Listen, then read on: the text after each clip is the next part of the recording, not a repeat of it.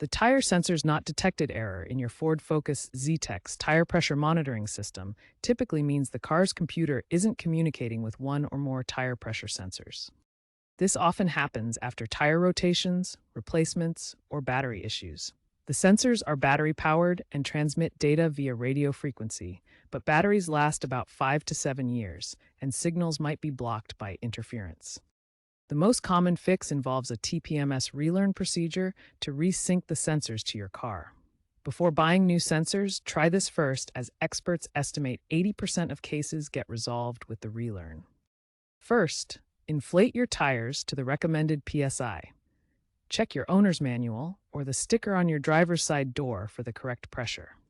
Next, turn the ignition to the on position, but keep the engine off. Then access the TPMS menu using your steering wheel controls or connect an OBD2 scanner.